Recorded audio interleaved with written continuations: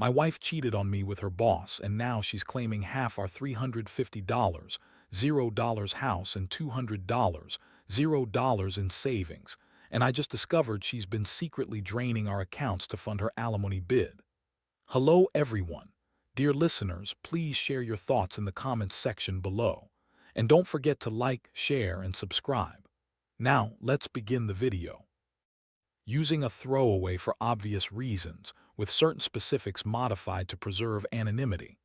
I never thought I'd find myself in a situation like this, but here I am, trying to make sense of it all. It started with little things, missed calls, weird messages, late nights that turned into full-blown disappearances. My wife, Emily, had always been a bit of a drama queen, but lately she'd become downright bitchy for no reason. Snapping at me over stupid stuff, her eyes darting around when I asked about her day. I chalked it up to stress.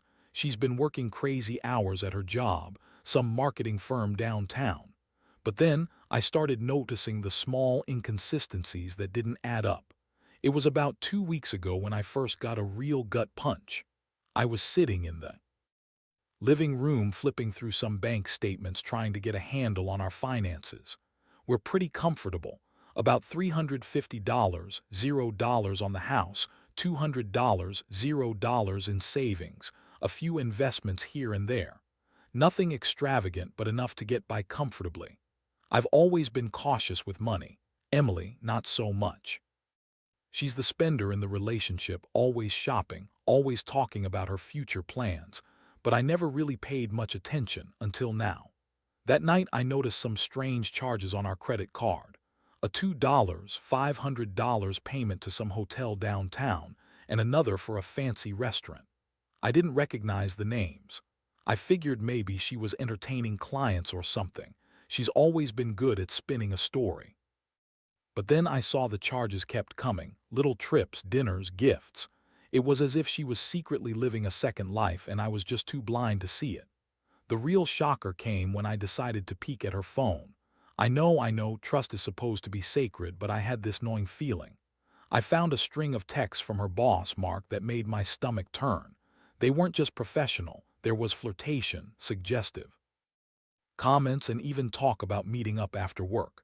I read one where she called him hot and said she was so tired of pretending everything's fine. That was the moment I knew she was cheating. No doubt in my mind anymore. I felt a mix of rage, heartbreak, and disbelief. How could she do this? After everything we'd built? I confronted her that very night. I threw the phone on the bed and asked her straight out. Her face twisted into that fake, innocent look she's perfected over the years. She denied everything at first, claiming I was paranoid, that I'd misunderstood. But I had the receipts, those texts, the charges, the hotel receipts I found hidden in her purse. She finally broke down and admitted she'd been seeing Mark for months, that it was just sex, just a fling. She said she was unhappy, that I'd been boring and stifling, and that Mark made her feel alive again. The betrayal cut deeper than I can put into words. I'd always thought we were solid, that I knew her inside out. Turns out she'd been lying every step of the way. The worst part, she's now claiming half the house, half our savings, and even trying to justify it all as her right, saying I don't deserve what she's entitled to. That's when I realized she's been secretly draining our accounts to fund her new lifestyle with Mark, spending money like water on her secret trips, her new wardrobe, and whatever else she needed to keep her affair going. I can't even begin to process how fast everything spiraled. The house, our life savings, it's all at risk now. And she's not even sorry. Just angry that I found out, that I'm accusing her unfairly.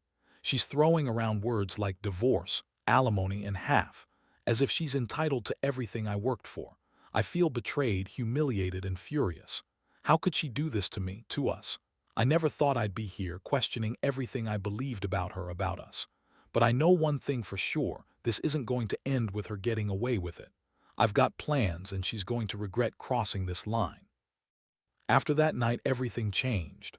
I couldn't sleep, couldn't eat, and I kept replaying the whole thing in my head. Her lies, her sneaky texts, the way she looked at me when I confronted her.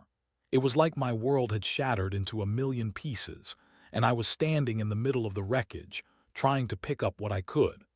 I knew I had to act fast, not just to protect myself financially, but to make sure she didn't drain everything before I could do something about it.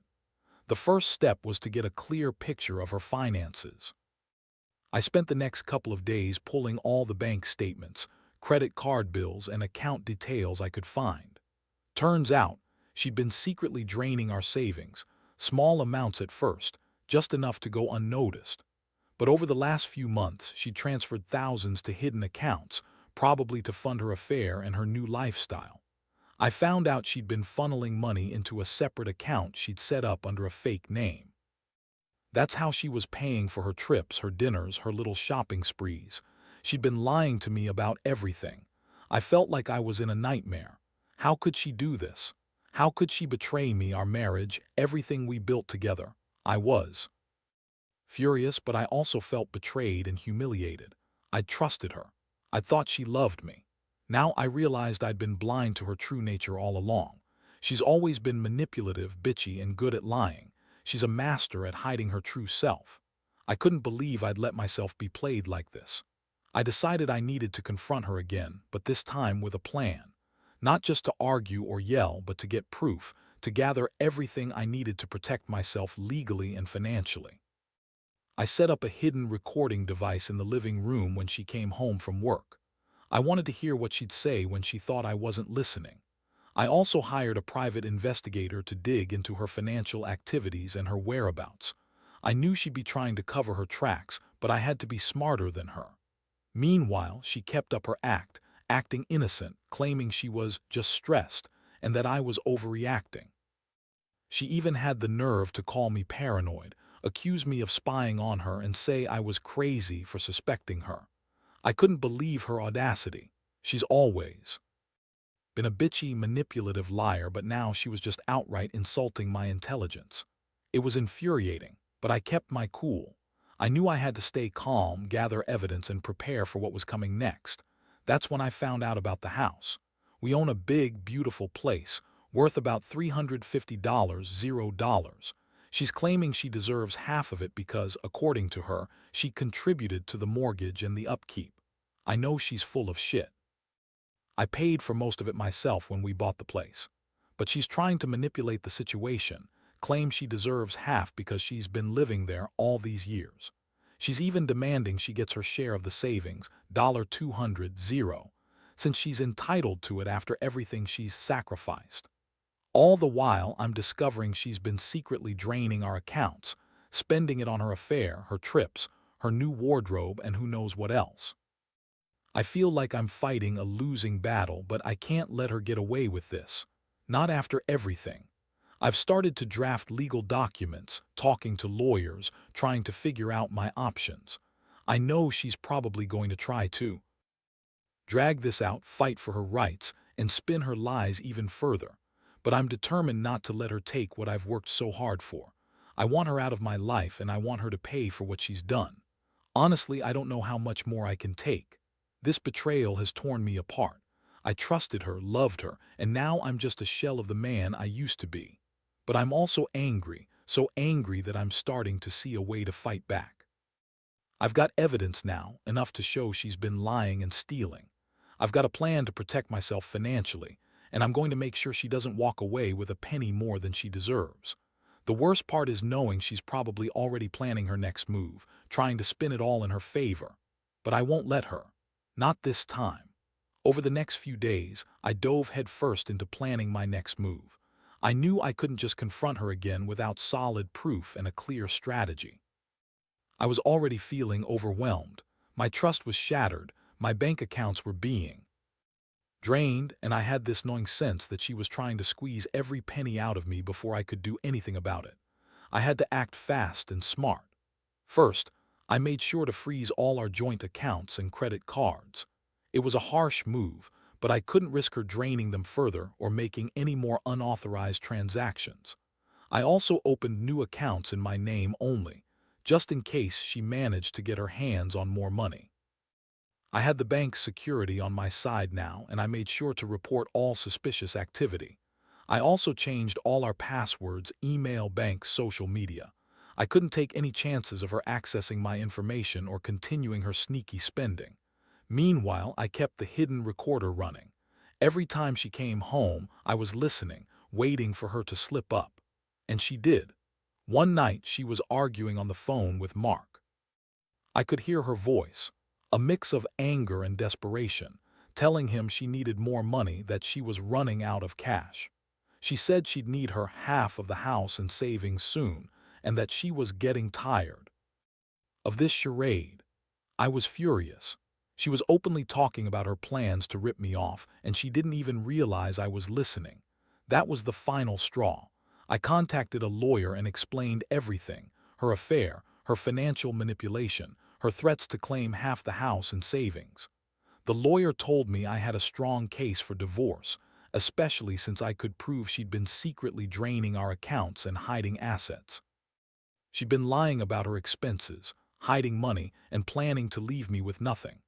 The lawyer also warned me that she might try to claim alimony or even file for a share of the house, but I had evidence to counter those claims. I decided I needed to confront her again, but this time with a plan. I told her I knew about her affair and her financial deception. Her face twisted into that fake mask again, trying to deny everything, but the evidence was irrefutable. I laid out everything I had: bank statements, recordings, her secret accounts. I told her I was going to file for divorce and that she wouldn't get a dime from me unless she was honest and willing to work things out properly. Her reaction was priceless. She started crying, claiming she loved me, that she was sorry, and that she'd do anything to fix it. She begged me not to ruin her life, that she'd stop seeing Mark, that she'd make it right. But I wasn't buying it. I knew her too well. She's a liar, a manipulator, and a user. The woman I thought I knew was just a shell, someone who'd betrayed me and tried to take everything I had. That night, I took control. I printed out all the evidence, organized everything neatly, and prepared to meet with my lawyer again. I told her that I was done trusting her, that I'd protect what was mine, and that she'd have to face the consequences of her actions. The anger inside me was boiling over, but I knew I had to keep my composure. If I wanted to win this fight, I had to stay calm, strategic, and relentless. As I sit here now, going over everything, I realize how much I've been betrayed, not just by her infidelity, but by her greed and manipulation. I'm already thinking about the next steps. I want her out of my life, and I want to make sure she pays for what she's done. The house, the savings, her lies, all of it. And I'm not going to stop until I get justice. I've learned that trust is fragile, and once broken, it's almost impossible to repair. But I can rebuild, stronger, smarter, and more cautious than ever. The day I finally sat down with my lawyer was a turning point. I brought all the evidence: screenshots of her texts, bank statements showing the transfers, the recordings of her conversations with Mark. I felt like I was finally taking control of the situation, even though inside I was still a mess. The lawyer listened carefully, asked a lot of questions, and then explained my options. She said I had a solid case for divorce, especially with proof of financial deception and infidelity. She also warned me that Emily would likely try to fight for her rights, claiming she deserved half of everything because she'd contributed to the house, despite the fact I paid most of the mortgage. I knew I had to be prepared for her to make a mess. Emily's a master manipulator, and she's got that bitchy, entitled attitude that's hard to deal with. She's been pushing all the right buttons, crying, screaming, threatening to ruin me, and I knew she'd do everything to get her way. But I wasn't going down without a fight. I told my lawyer to prepare all the documents to start the divorce proceedings and to make sure I was protected from any sneaky moves she might pull. That night she came home late again, acting like everything was normal. But I was ready. I confronted her again, this time with everything laid out on the table. I told her I knew about her affair, her secret accounts, her plans to drain me dry. I told her I was filing for divorce and that I had evidence to show she'd been lying and stealing. Her face went pale. She tried to deny everything, but I cut her off. I told her she's not getting a dime more than what's legally hers, and that I'd fight her in court if she tried to claim half the house or the savings. Her reaction was classic Emily, full of bitchy tears, accusations, and blame shifting. She said I was abusive, that I was paranoid, and that I was trying to ruin her life. She claimed she'd done everything for us, that she deserved her fair share.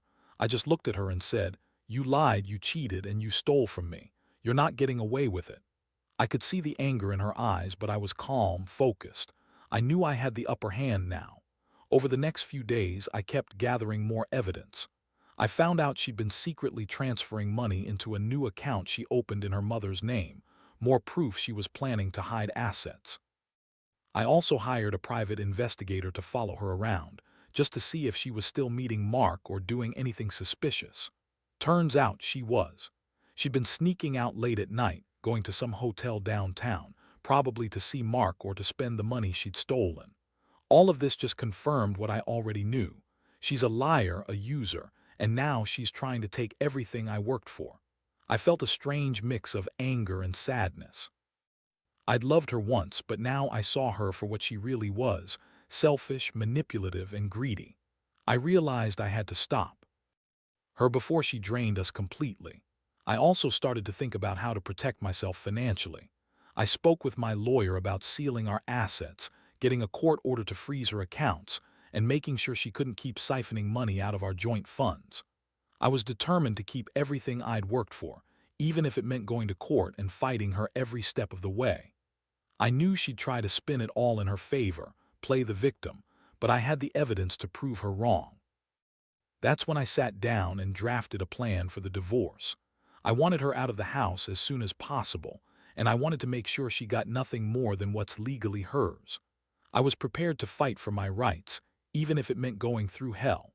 I've never been so angry, so betrayed, and so determined in my life. But I also felt a strange sense of relief, finally taking back control after being a fool for so long. I just hope the court sees through her lies, her manipulations, and her greed. Because at this point, I'm done being the victim. I'm ready to stand my ground and get my life back. The court date finally arrived after what felt like an eternity. I was nervous, but mostly relieved that I had all my ducks in a row. My lawyer had prepared everything: evidence of her affair, proof of her secret accounts, the recordings, and the financial statements showing her unauthorized transfers. I knew Emily would come prepared to lie, spin stories, and try to manipulate the court, but I was ready. I had my facts, and I was determined to fight for what's rightfully mine. On the day of the hearing, Emily showed up looking bitchy as ever, trying her best to look innocent. She was dressed to impress, with her fake tears and her "poor me" attitude. She claimed she was the victim, and that I was just trying to ruin her life. She insisted she deserved half the house and half the savings, even though I had clear documentation proving I paid most of the mortgage and that she'd been secretly draining our accounts for months. Her lawyer tried to paint her as some kind of wronged wife, but I knew better. I had the evidence, and I was ready to lay it all out. The judge listened carefully as my lawyer presented the case. I watched Emily squirm when I testified about her affair with Mark, about her secret accounts, and about how she'd been trying to drain us dry. I made it clear that I had concrete proof of her betrayal and financial deception. I also explained that I'd been the one paying for the house, the bills, and the savings, and that she had no claim to half of it, especially since she'd been actively stealing from us. When it was Emily's turn to speak, she tried her usual manipulative tactics, crying, blaming me for her stressed state, and claiming she'd been forced into everything. But I could see through her act. The judge was not impressed. In the end, the court ruled in my favor. It confirmed that I was the primary financial contributor and that Emily's claims to half the house and savings were unfounded. They ordered her to return the stolen money, and they awarded me sole custody of the house, with the stipulation that she would receive a limited amount of alimony, enough to keep her afloat, but nowhere near the half she was demanding. The fallout was immediate. Emily was furious, screaming and crying outside the courtroom, calling me a bastard and a cheater, even though she was the one who'd been caught cheating. She tried to spin it all to her friends and family, claiming I'd lied, that I was abusive, and that she was the real victim. But I knew the truth. I had the evidence, and the court had seen through her lies. In the days that followed, I started to feel a strange mix of relief and emptiness. The nightmare was finally over, but the scars remained. I was angry she'd betrayed me, stolen from me, and tried to destroy everything we built. But I also felt a sense of justice, knowing I fought for what was right and came out on top. I moved out of the house, got a new place, and started to rebuild my life from scratch. Looking back, I realize I learned a lot from this ordeal. Trust is fragile, and betrayal can come from the person you least expect. I also learned that sometimes you have to fight hard to protect what's yours, especially when someone is trying to take advantage of you out of greed or selfishness. I wish I could say I'm completely healed, but I know I'll carry these scars for a while. Still, I'm stronger now, more cautious, and more aware of the red flags I once ignored. If I could give anyone advice from my experience, it would be this: never ignore your instincts. When something feels off, dig deeper. Don't be afraid to stand up for yourself and fight for what's right. And trust me, no amount of money is worth losing your dignity, your peace, or your self-respect. Because in the end, it's not just about the house or the savings. It's about protecting yourself from someone who's willing to betray everything for their own greed. Now that I look back on everything, I realize how much I underestimated her. Emily was never the woman I thought she was. She was manipulative, selfish, and willing to lie and cheat her way through life if it suited her. The betrayal cut so deep that I questioned everything: my judgment, my trust, even my own sanity at times. But I also learned a crucial lesson. No matter how much you love someone, you can't ignore the signs when they start to unravel. Trust is fragile, and when it's broken, it's almost impossible to repair.